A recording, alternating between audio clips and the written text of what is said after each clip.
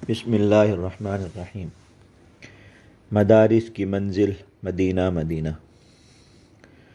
اللہ تعالیٰ دینی مدارس کی حفاظت فرمائے، ان مدارس کو مزید شان اور مزید ترقی عطا فرمائے۔ الحمدللہ کرونا کے موسم میں بھی ان مدارس نے اپنا 1 سال پورا کر لیا ہے۔ پابندیوں، نگرانیوں اور سازشوں کے باوجود یہ مدارس ہر سال امت مسلمہ کو بے شمار تحفے عطا کرتے ہیں۔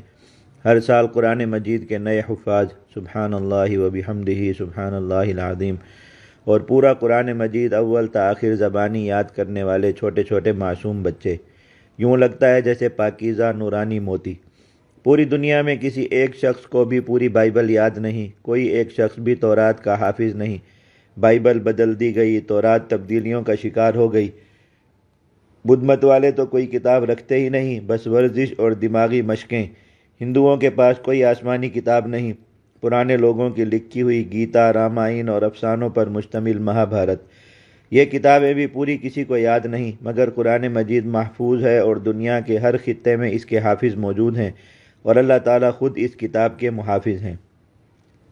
قرآن مجید کے الفاظ بھی نور اور اس کے معنی بھی نور۔ حیرانی ہوتی ہے ان مسلمانوں پر جن کے دل میں قرآن مجید سمجھنے کا شوق نہیں ہے۔ وہ یہ نہیں جاننا چاہتے کہ ان کے رب تعالیٰ نے ان سے کیا باتیں فرمائی ہیں۔ قرآن مجید کی ہر آیت محبت کا جام ہے، قرآن مجید کا ہر مضمون کامیابی کا راز ہے۔ قرآن مجید میں شفا ہے، رحمت ہے، ہدایت ہے۔ کاش ہر مسلمان عزم باندھ لے کہ وہ روزانہ کچھ وقت قرآن مجید کی پاکیزہ اور نورانی صحبت میں گزارے گا، اور کم از کم روزانہ ایک آیت مبارکہ کو سمجھنے کی کوشش کرے گا۔ دینی مدارس ہر سال کے اختتام پر امت مسلمہ کو قرآن مجید سمجھنے اور سمجھانے والے علماء کرام عطا کرتے ہیں۔ اب تو ماشاءاللہ یہ تعداد ہر سال ہزاروں تک پہنچ جاتی ہے۔ مدارس کا تعلیمی سال رمضان المبارک کے فوراً بعد شوال میں شروع ہوتا ہے اور رمضان المبارک سے کچھ پہلے شعبان کے آغاز میں ختم ہوتا ہے، اور یوں شعبان کے مہینے میں امت مسلمہ کو نئے علماء، نئے مفتی اور نئے فضلاء ملتے ہیں، جو کہ ان مدارس کا امت مسلمہ پر ایک ناقابل فراموش احسان ہے۔ ان مدارس کو کوئی حکومت نہ تو فنڈ دیتی ہے اور نہ ان کو وہ عزت دیتی ہے جس کے وہ حقدار ہیں۔ ایک زمانہ تھا جب مسلمان حکمران مدارس کی تعمیر اور مدارس کی خدمت کو اپنی لازمی ذمہ داری سمجھتے تھے۔ سلجوقیوں کے دور حکومت میں ایک سلجوقی وزیر نظام الملک طوسی رحمۃ اللہ علیہ نے بہت عظیم الشان مدارس قائم کیے، اور ان مدارس کی ایسی خدمت کی کہ آج تک اس کا تذکرہ کیا جاتا ہے اور اسے یاد رکھا جاتا ہے۔ ان اسلامی سلطنتوں میں مدارس کے علماء کرام کی عزت امراء اور کمانڈروں سے بڑھ کر تھی، اور خود مسلمان سلاطین ان مدارس میں باادب حاضر ہوتے تھے۔ پھر زمانہ بدل گیا، نہ مسلمان سلاطین رہے اور نہ نظام خلافت۔ مسلمانوں نے جہاد چھوڑا تو زمین ان سے روٹھ گئی اور آسمان نے بھی اپنے تیور بدل لیے۔ 1200 سال تک مسلمانوں سے مار کھانے والے صلیبی غالب آ گئے اور انہوں نے دنیا کو ظلم اور اندھیرے سے بھر دیا۔ اللہ تعالی حضرات علماء کرام کو جزائے خیر عطا فرمائے۔ انہوں نے غلامی کے دور میں بھی اپنے دل و دماغ کو غلام نہ بننے دیا۔ وہ قرآن مجید کے علوم کی حفاظت کے لیے زیر زمین غاروں، کچی مساجد اور درختوں کی چھاؤں میں مدرسے کھول کر بیٹھ گئے۔ حضرت آقا مدنی صلی اللہ علیہ وسلم کا ایک لقب النبی الامی ہے۔ اس لقب کی نسبت امت میں اس طرح منتقل ہوئی کہ دین کا علم کسی کاغذ، قلم، عمارت اور معاوضے کا محتاج نہ رہا، اور اصل علم سینوں میں محفوظ رکھنے کا امت میں ذوق پیدا ہوا۔ اگرچہ علم کی خدمت قلم نے بھی کی، کاغذ نے بھی کی، عمارت نے بھی کی، لیکن جب یہ چیزیں کبھی چھن بھی گئیں تب بھی علم دین کا کوئی نقصان نہ ہوا، کیونکہ علم کو سینے، دل اور ذہن میں بسانا اس امت کی شان ہے، اور یہ شان اسے حضرت آقا محمد مدنی صلی اللہ علیہ وسلم کی برکت اور تربیت سے نصیب ہوئی ہے۔ گزشتہ 2 دنوں سے ایک بار پھر حضرت امام بخاری نور اللہ مرقدہ کے حالات زندگی پڑھ رہا ہوں۔ ان کی قوت حافظہ کے سچے واقعات پڑھ کر عقل دنگ رہ جاتی ہے۔ بچپن ہی میں قرآن مجید حفظ کر لیا اور 10 سال کی عمر میں حدیث شریف یاد کرنے کا سلسلہ شروع فرما دیا۔ اندازہ لگائیں 10 سال کی عمر ہوتی ہی کیا ہے۔ اس عمر کے بچے تو درست جملے تک نہیں بول سکتے، مگر حضرت امام محمد ابن اسماعیل ابن مغیرہ یعنی امام بخاری اس عمر میں احادیث مبارکہ سند اور متن کے ساتھ یاد کر رہے تھے۔ 16 سال کی عمر میں حضرت امام بخاری خود مکمل عالم، محدث، مصنف اور استاذ بن چکے تھے۔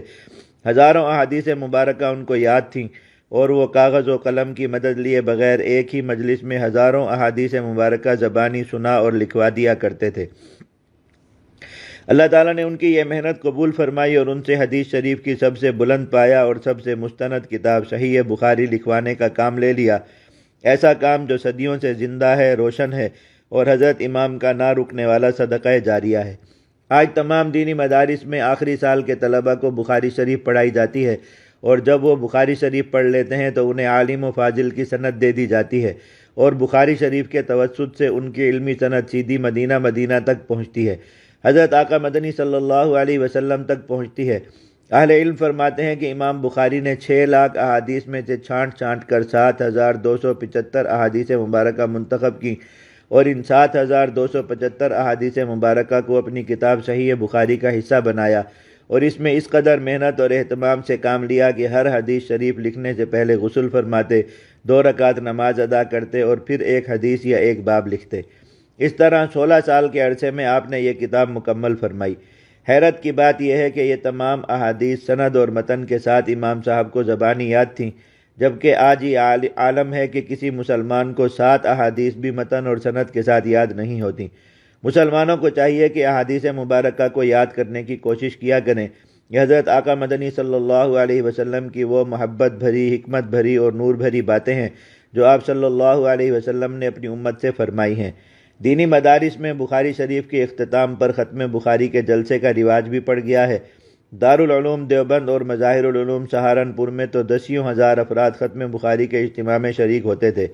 مجمع اتنا ہوتا کہ مسجد مدرسہ کے ساتھ ساتھ آس پاس کی گلیاں اور راستے بھی لوگوں سے بھر جاتے۔ پھر جس طرح عام لوگوں کی عادت ہے، ان اجتماعات میں بھی کچھ منکرات داخل ہو گئے، تب ان مدارس کے حضرات اکابر نے ختم بخاری شریف کا اجتماع بند کر دیا۔ مگر ہمارے ہاں پاکستان میں اکثر مدارس شرعی احکامات کا خیال رکھتے ہوئے ختم بخاری شریف کا اجتماع رکھتے ہیں، اور ان اجتماعات میں حضرات اکابر علماء کرام بخاری شریف کی آخری حدیث شریف کا مفصل درس دیتے ہیں۔ ابھی رجب کا مہینہ شروع ہونے والا ہے۔ ختم بخاری کے یہ اجتماعات اکثر جگہ رجب کے مہینے میں ہوتے ہیں۔ اگر آپ کو کسی اجتماع میں شرکت کا موقع ملے تو ذوق و شوق سے حدیث سننے جائیں۔ بات دور نکل گئی۔ عرض یہ کر رہا تھا کہ جب صلیبیوں کا اس دنیا پر غلبہ ہوا تو انہوں نے اسلامی حکومتیں ختم کر دیں، بڑے بڑے مدارس بند ہو گئے، مگر چونکہ دین کا علم سینوں میں موجود تھا تو حضرات علماء کرام نے اپنی استطاعت کے مطابق جہاں بن پڑا مدرسہ قائم کر دیا۔ دارالعلوم دیوبند کا مدرسہ ایک درخت کے نیچے شروع ہوا، صرف ایک استاذ اور ایک طالب علم۔ اسی طرح کئی علماء کرام نے اپنی مساجد میں مدرسے قائم کیے، اور جہاں سختی زیادہ تھی وہاں زیر زمین سرنگوں اور غاروں میں دینی مدارس چلتے رہے۔ ظلم و جبر کا وہ دور تمام ہوا اور کچھ آزادی ملی تو عام مسلمانوں کے تعاون سے مدارس ترقی کرنے لگے، اور افغانستان میں امارت اسلامیہ کے قیام نے مدارس کو بہت طاقت، ترقی اور حوصلہ بخشا۔ اب پھر پاکستان میں گزشتہ چند سالوں سے مدارس کے خلاف سازشیں اور تدبیریں زوروں پر ہیں، جبکہ ہندوستان میں بھی مدارس کے خلاف شکنجہ کسنے کی کوشش جاری ہے۔ اہل ایمان کو چاہیے کہ مدرسہ کی قدر کریں، مدرسہ کے مقام کو سمجھیں، مدارس کے لیے دعا کو اپنا مستقل معمول بنائیں، اور مدارس کی جس حد تک بھی ممکن ہو خدمت اور حفاظت کریں، اور اپنے بچوں میں سے سب سے بہترین اور سب سے ذہین بچوں کو مدارس سے تعلیم دلوائیں۔ مدارس ہمیں دین سے جوڑتے ہیں، مدارس ہمیں مدینہ کی حقیقت سکھاتے ہیں۔ اللہ تعالیٰ سے قوی امید ہے کہ مدارس کے خلاف ہونے والی تدبیروں، کوششوں اور سازشوں کو وہ اپنی قدرت کاملہ اور قوت قاہرہ سے ناکام فرمائیں گے۔ مکروا ومکر اللہ واللہ خیر الماکرین۔ لا الہ الا اللہ، لا الہ الا اللہ، لا الہ الا اللہ محمد الرسول اللہ۔ اللہم صلی علی سیدنا محمد وآلہ وصحبہ وبارک وسلم تسلیما کثیرا کثیرا۔ لا الہ الا اللہ محمد الرسول اللہ۔